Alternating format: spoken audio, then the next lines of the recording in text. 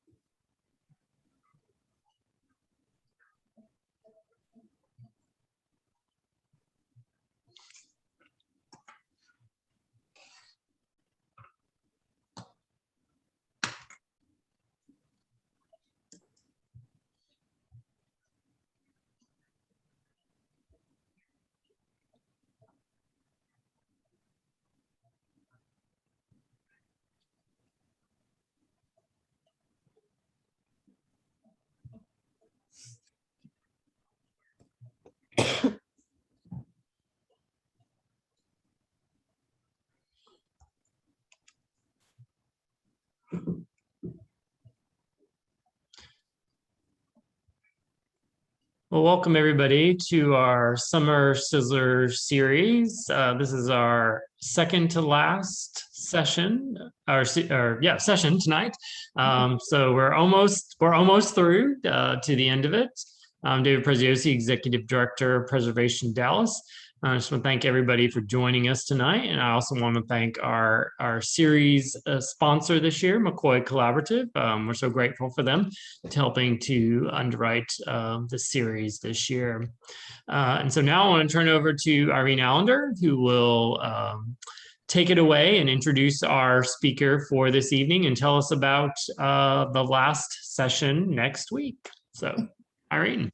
Hi, everyone. My name is Irene Allenger, and I am the membership coordinator here at Preservation Dallas. We are so excited that everyone is joining us tonight. So as David said, we have one more session next week. It's going to be on the rock wall. And Mark Russo is going to talk about this mysterious wall that they have, or pieces of a wall that they've found within Rockwall County. So join us for that. That'll be next Tuesday, September 14th at 6 o'clock, just like tonight. So tonight we have Scott Mehaffey with the Farnsworth House. He is the executive director of the Farnsworth House National Historic Landmark, a site of the National Trust for Historic Preservation. He holds a Bachelor of Landscape Architecture from the University of Illinois College of Fine and Applied Arts, and a Master of Science in Organizational Leadership from Dominican University. Prior to joining the National Trust, Scott was a landscape coordinator for the city of Chicago under Mayor Daley, and for many years was landscape architect for the Morton Arboretum. He is a fellow of the American Society of Landscape Architects and has been active in cultural landscape preservation since the 1980s as a consultant, curator, program organizer, author, speaker, and advocate. He has been an adjunct professor in the Illinois Institute of Technology College of Architecture, a workshop leader and recurring speaker for the ASLA and the American Public Garden Association, and has completed graduate level coursework in historic preservation. And so now I welcome Scott. Thanks, Irene, and thanks, David. So we're going from glass walls to rock wall over the course of the two presentations. I don't know how many of you have been to the Farnsworth House, but I certainly hope you'll visit us. We're located about a 90-minute drive southwest of Chicago, and we can also be reached by public transportation. It's about an 18-mile gap between the end of the metro line and Farnsworth House, but there's rideshare, taxi, and even county bus. So it's a relatively easy site to reach if you really want to get there, but it's purposely out in the country because Dr. Edith Farnsworth, who was a very successful nephrologist, kidney specialist in Chicago around the Second World War, and she wanted a weekend house. So she purposely drove far enough away that she felt she was out of the city, but could get back into the city in an hour's time if there was an emergency. So she didn't go to Michigan or Wisconsin to build her weekend house, as most people did. She went to the rural farmlands and found a site along the Fox River. And it's really kind of a mystery to me why she did that, aside from pragmatic reasons.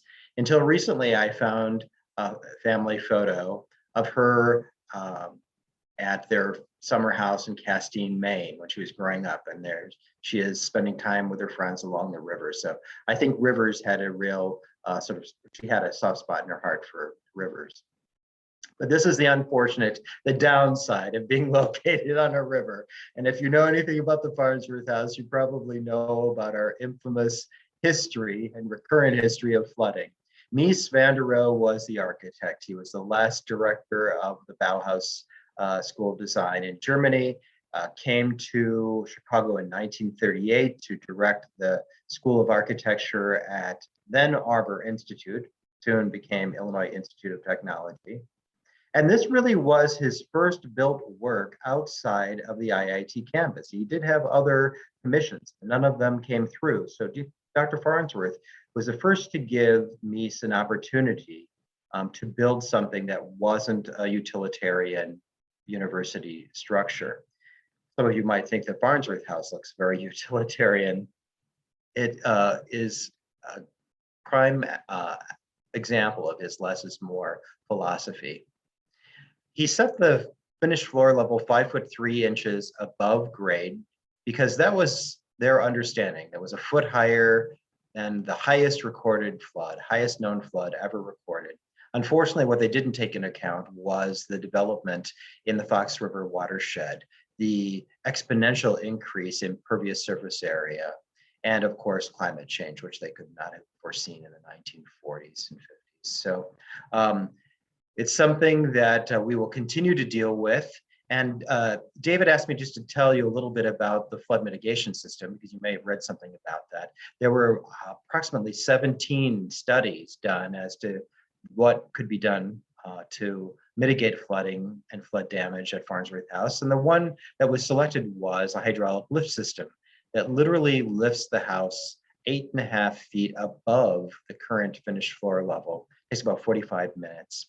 It's not as simple as the pistons that lift your car, for an oil change or for in the mechanic's shop. It's actually sort of scissors, if you will, that slide on a track underneath, and the house actually cantilevers to about 8 feet to one end. So we're pursuing that. It's about 50% through the design phase. It's about a $7 million project. So it's well outside of our current level of funding, but we feel that it's important to do. We're experiencing, increasing flooding with increasing frequency. So I just wanted to show you a quick video clip of the Farnsworth House, just to give you some context. So here's the Farnsworth House, nestled down there in the trees, overlooking the river. That's the controversial bridge. And I'll tell you a little bit more about that in a minute. But really, she's located at a bend in the Fox River, and it's a very wooded track along the river. Typically, a lot of farm fields, of course, all around Farnsworth House. And there is a 30-acre farm field that is part of the property. Okay, got to get out of this. Yep. Okay, so our programmatic focus is 50% architecture and design, 30% arts and humanities, and 20% nature and wellness. So we're really about more than architecture. We have 60 acres and we want to use it to its fullest extent. So when I started at Farnsworth in 2018, we launched this sort of 6-year Farnsworth House Founders Series. And the first 2 years, we really focused on Mies van der Rohe, the architect, and the centennial of the Bauhaus. And then last year and this year, we focused on Edith Farnsworth herself, the client. And we've taken all of the Mies van der Rohe furniture out of the house, which was introduced by Lord Palumbo, the second owner, in the 1970s, and put in replicas of Dr. Farnsworth's Scandinavian modern furniture from the 1950s. So you'll see some of that in a moment. And then our next project is to really furnish the house as it appeared in the 1990s, the last years of ownership by British Baron Peter Palumbo. And we'll talk a little bit about him as well. So always this sort of integration of nature and architecture and the play of nature and architecture and making the house as simple as possible so that nature was really the attraction. And Mies, this is a famous quote by Mies, which really applies to the Farnsworth House. And he really, his less is more philosophy really, you know, came to guide the design of the Farnsworth House. And then Edith Farnsworth herself, she played a very active role in the design of the house. She had never built a house before, never built anything. It's the first time she worked with an architect. And she really wanted to be actively involved in the design. So Mies made a few compromises for Dr. Farnsworth, but I think Dr. Farnsworth probably compromised a lot more than Mies. And then, of course, Baron Peter Palumbo. And he bought the property in 1972 and had it until 2003. And then it came to the National Trust and has been open for public tours since 2004. And then you can see some of the Mies van der Rohe furnishings in the background that Baron Palumbo introduced in the 1970s. So here are just a few snapshots from Mies and Bauhaus 100. We had a lot of book signings, exhibitions. One of my favorite exhibitions was shortly after Florence Knoll's death. Knoll had been planning this wonderful tribute to Florence to Knoll, and there you see Bauhaus Masters in Shoe, and really explaining the importance of Mies van der Rohe and his legacy to the Knoll Corporation, which recently became part of Herman Miller, you might know. And it was really a very informative exhibition. And then the lower right, that is one of our outdoor light exhibitions by Luftwerk, a Chicago-based international light artists. And so there's just a slide. There's our little logo there, the Jens Rism chair, which is one of the first pieces of furniture that she bought for her house. As I said, she had Scandinavian modern furniture. Here's Edith Farnsworth on the left with 2 of her poodles. She had poodles, very 1950s, and she would travel out from the city with the poodles and spend the weekend. That's one of her gal pals there, Beth Dunlap. And this is shortly after the house was built, but the porch had not been screened in yet. So this is about, summer of 1950, I think. 51, yeah, before the porch was made. And the Farnsworth House interiors, neutrals. You know, really, I mean, the blonde woodwork looks 1940s, but, you know, this neutral palette, again, she took Mies to heart, his advice to heart, and really didn't have any loud colors. She wanted nature to be the prime focus throughout the year. On the left-hand side, you'll see the fireplace. The fireplace screen was washed down river in one of our many floods, so it would normally have a mesh curtain on it. But if you've been to the Farnsworth House before, you know it doesn't normally look like this. This is what it looked like about 1955. And then looking back towards the entrance, the day bed we think was designed by Harry Weiss. Most of the furniture was purchased at the Baldwin Kingery showroom in Chicago, and Kitty Baldwin was Harry Weiss's wife, and Harry would often design pieces that Baldwin Kingery couldn't source for their clients. Here's just a little close-up, a few details. Edith was a classically trained violinist. She was a poet and translator. She spoke Italian fluently, but spoke 6 other languages. She was a brilliant person, and she had a very successful kidney research laboratory in Chicago, as mentioned. So we have an interpretive wall about Dr. Farnsworth in the Visitor Center, a new orientation film, a virtual reality tour. All of this is available on our website, so I hope you'll go to the Watch tab and watch some of these video clips. You might have heard about the movie. Ray Fiennes is scheduled to play Mies van der Rohe, and Elizabeth Debicki is supposed to play Dr. Farnsworth.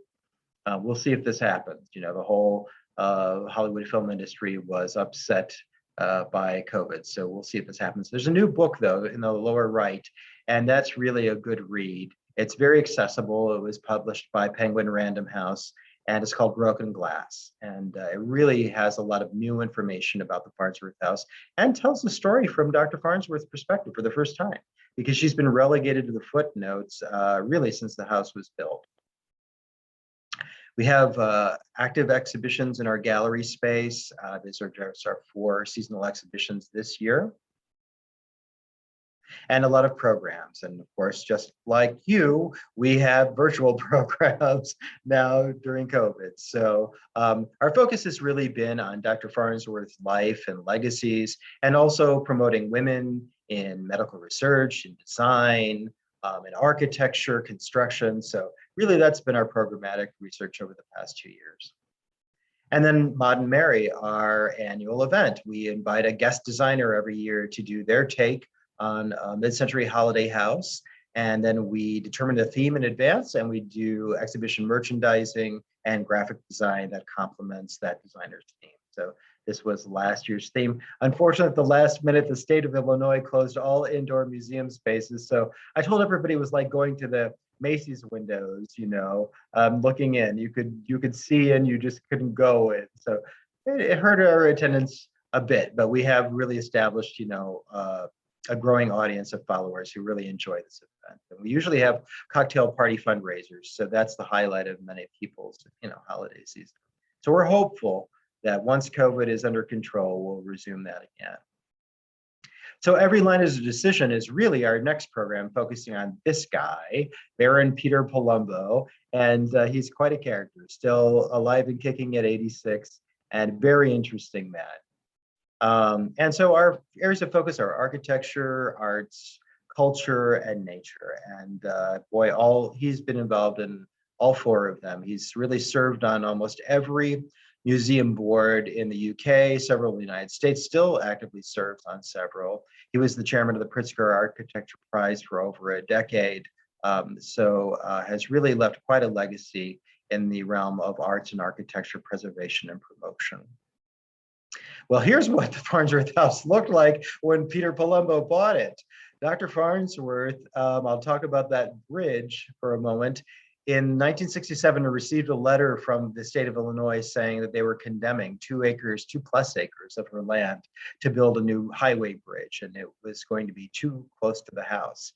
So the first thing she did, of course, was got together with her neighbors and tried suing. And they filed 3 separate lawsuits and lost all 3 of them, unfortunately. The bulldozers were already well along by the time the 3rd lawsuit was filed. But the house was on the market for 4 years, and by the time Lord Palumbo closed in 1972, this is what it looked like, sort of a haunted house. So you don't often see pictures like this of the Farnsworth House. It's usually in pristine condition. But these are very interesting, and you can see in the background a few of her, you know, Florence Knoll pieces that were left in the house when she moved to Italy. She retired to Italy in 1968. So the Palumbo era was really the golden era, I think, for Farnsworth House.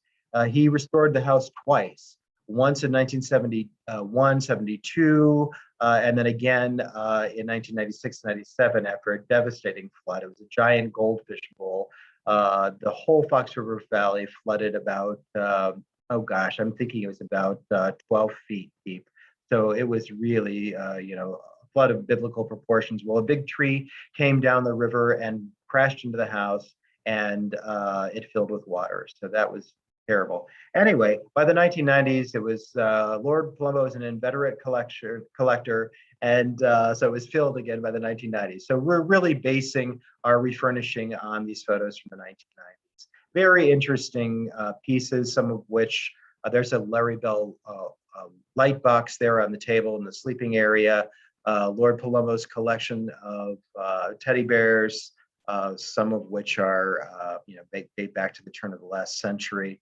So he really is an interesting character. We can't have everything back, unfortunately. He had some very priceless works of art in the house at that time, and we'll have near replicas. So it'll give you the idea. This was his sculpture walk. Again, unfortunately, all gone. Those of you who have been to Falling Water, Frank Lloyd Wright's famous Falling Water in Pennsylvania may know that Lord Palumbo has another Frank Lloyd Wright house nearby, Kentuck Knob. And so all of the sculptures that were on the sculpture walk at Farnsworth House are now at Kentuck Knob, unfortunately. But it does give us an opportunity to do changing sculpture exhibitions at Farnsworth. And that's something that we're pursuing to really reactivate the property. So here's a little map, and that shows the central portion of the property, which was the main part of the sculpture walk, and that's where we're currently working on an exhibition for 22-23 by emerging artists, and very excited about this. And so that will be part of our focus on Lord Palumbo's life and legacies. So really, our current planning is really to get us to the point where we are a better, fuller version of ourselves. So more architecture and design, that's certainly, our bread and butter is what people come to see. So we're not abandoning the architects and the architectural historians and the architecture buffs, but we'll do it better. And certainly more arts and humanities. We're doing much more live performance and much more indoor and outdoor art exhibition. And humanities related, history related. Dr. Farnsworth was a world history buff.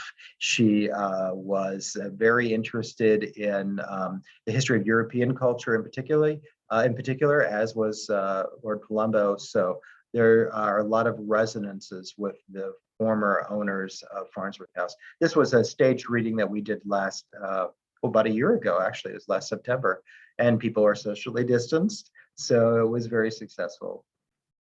And more nature and wellness, of course. We have more picnic tables now and benches, and the trails are in better condition. So we're really wanting to take full advantage of our 60-acre site. We do have 3 golf carts in the property. So if it's a half-mile walk to the house from the visitor center. So we often take folks who have difficulty walking that distance down to the house and back. So bear that in mind. It's certainly very helpful. And more people and more fun. We're doing more yoga classes, Tai Chi, meditation, wellness retreats, forest bathing, anything that sort of relates to holistic health, because that was one of Dr. Farnsworth's primary interests. She was a kidney doctor. She was also a GP, and she really was one of the first people that taught mind, body, spirit to her patients. In fact, she had a number of GIs who had PTSD.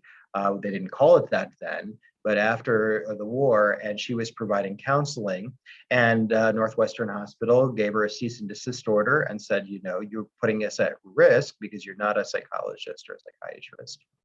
And she was quite wealthy by that point, and she went to part-time status and only saw a few patients. She was very selective, and then basically just decided to take retirement in about 1968, 67, and retired to Italy. Something she always wanted to do. She spoke fluent Italian and spent the last years of her life translating 3 famous Italian poets into the English language, the most familiar of whom was Eugenio Montale. And one of her translations won a Nobel Prize. So it was quite a reward. And then Alberto, boy, I should remember these, Piero, I'm no expert on Italian poets, but you can Google and see who the 3 poets are. She also wrote an anthology or translated an anthology of modern Italian poetry that was never published. And she wrote a volume of poetry of her own, as well as her own memoir. which have never been published. We borrow from her memoirs, all of which are online. So if any of you are really interested in the Farnsworth House history and Dr. Farnsworth, just go to the Newberry Library website and enter Edith Farnsworth papers, and it's all right there. 95% of her papers are scanned and digitized. The last 5%, it's actually on hold due to COVID, but they've got them, so they'll soon be available. So go to our website, as I say, tremendous resource for our upcoming events and programs.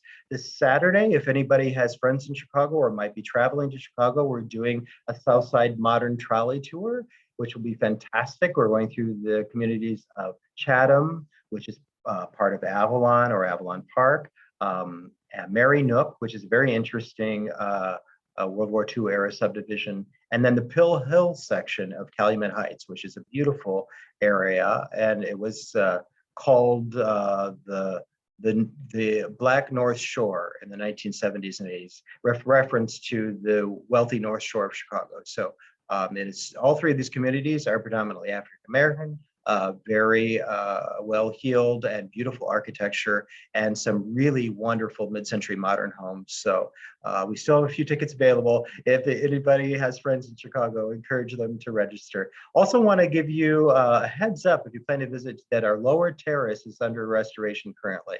And we have a link right on our landing page, and you can watch the construction happen 24/7. So we're getting close.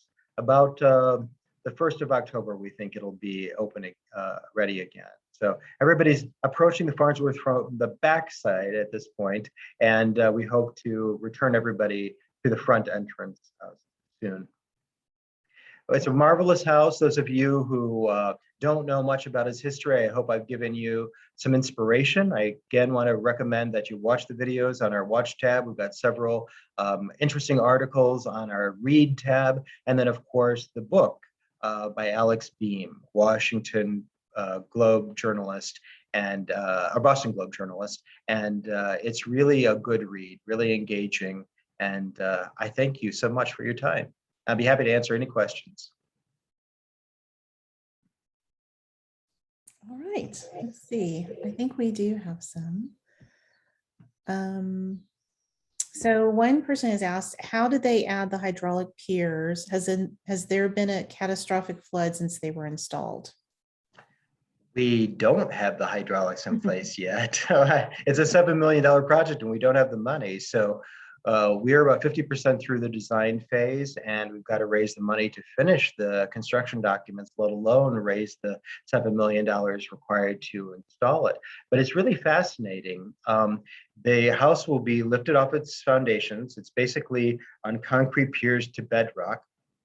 And right now, the bedrock, it varies a little bit, but it's really only about between 4.5 and 6 feet below the surface. So the house will be lifted mechanically. It's all controlled by micrometers. The movers will shut off automatically and self-adjust. So they move entire blocks of buildings this way. It's a real science. And they move it into the backyard, and then they'll dig a pit. It basically is like building a basement. All the mechanicals go in there, and then there's a 6-inch reinforced concrete slab that holds soil on top of it, about 4 inches of topsoil. And when it's in the down position, you don't see anything. It looks identical to what it does right now. There's nothing under the house other than soil. That's what will be there. And then when you flip a switch, it takes 45 minutes to lift it 8.5 feet further into the air. So it's a very well-designed system. There's a kind of a propane-fired backup in case there's extended electricity outage. The utilities, everybody asks about the utilities. Well, you disconnect the utilities. They actually pull out of a tunnel, a utility tunnel, and rise with the house. And then you have to, unfortunately, when you clean out the pit, you lower the house back down and the utilities have to be shoved back into this tunnel. But they tell us that it's easier and more reliable to do it that way than to do utility shutoffs, in the face of sort of the stresses of disaster. So anyway, it's quite an interesting project, and uses cutting edge 19th century technology. There are so many things in this world that have hydraulic lift systems under them. It's a mechanical system that is guided by computer technology. So kind of the best of the 19th and 20th, 21st centuries.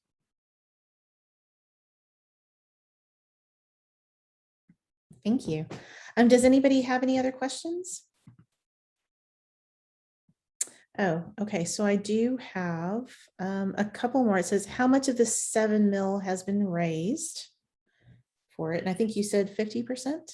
No, the design process is 50% Or the design complete. process? We're not even to $1 million yet on our fundraising. So we haven't launched the sort of soft phase of our capital campaign, but if anybody is interested or knows somebody who might be interested, we'd be delighted to talk to them. So it's becoming, more and more of a priority in the face of climate change, and the trust is committed to it.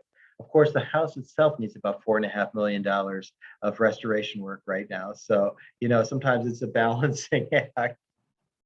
Pardon the pun. Very cool. Let's see. I have another question. How quickly do they propose to raise the house? Well, of course, that depends on fundraising. We're about 50% through the design process right now.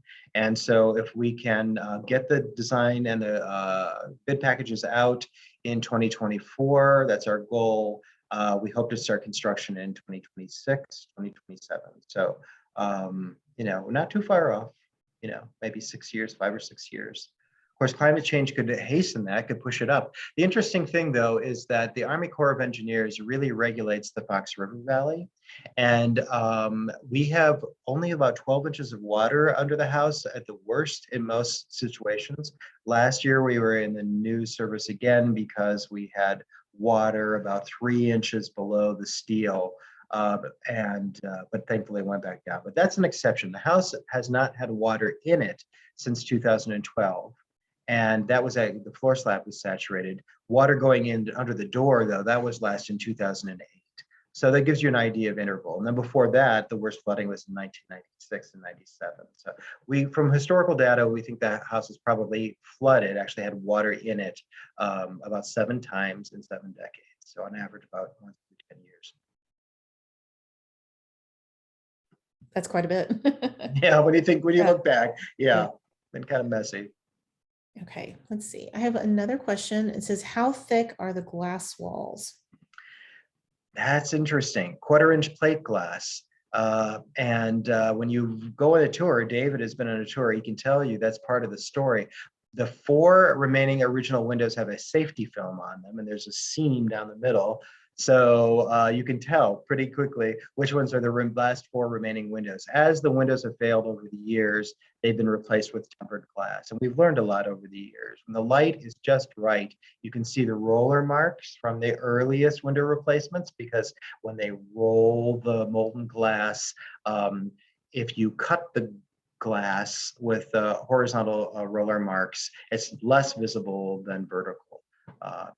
The eye can't really perceive them unless you maybe are going up and down on a ladder or something. So we've learned from the School of Hard Knocks, as of the years ago, each window is $50,000 to replace, because they save the original window stops, they grind out the cavity and fill in any deterioration, and then use, current age, sort of polymers, and put the original stops back with sealants. The glass is really, there's actually a video clip on Facebook. You can watch them putting one of the windows in place, but it's a very expensive little, window repair job. Wow. Let's see, I have another question. How much does the flooding impact the structure and deteriorate the concrete, if applicable? Has there been any remediation from past flooding? Yes, yes, and yes. So I mentioned the 2012 flood. It didn't go under the door, but it did saturate the floor slab, and that is equally as damaging. The house is built with steel I-beams, basically with precast concrete spandrel panels between, and then above that there is a setting bed, and in that mortar bed there is a copper radiant heat tubing, and then the travertine paving on top. The electrical is in that same mortar bed. And when the floor slab saturates, of course, depending how saturated it is, all of that stuff absorbs water. And so we do have the cantilevered portion at the east end of the house, the sleeping area, has sunk 1/4 inch along the grout seam, the grout line, because the mortar bed has saturated, so many times over the years and deteriorated that the weight of 11,000 visitors a year standing on that cantilever has depressed the, compressed the mortar setting bed. We also have several cold zones in the floor right now where the copper tubing has deteriorated. So that's one of these $4.5 million projects is actually lifting and numbering all the travertine flooring and breaking out all the copper tubing and putting in a new radiant heat system and then putting all the travertine back. So it's a generational reinvestment, basically, is what we're calling it. We're rebuilding the Farnsworth House like the Bionic Man. It'll be better than new. So that's really why the hydraulic lift system is important. You're going to make, a restoration investment of that amount. You want to, mitigate the negative effects of flooding. Well, that is amazing. I have to get out there and come see it sometime. So Please do. yeah, definitely. All right. Are there any other questions from our group? All right. I think that may be it. Well, thank you, Scott, so much for presenting to our members. And we hope to see everybody next week for our very last lecture on the rock wall. So we will see you guys then. Bye-bye.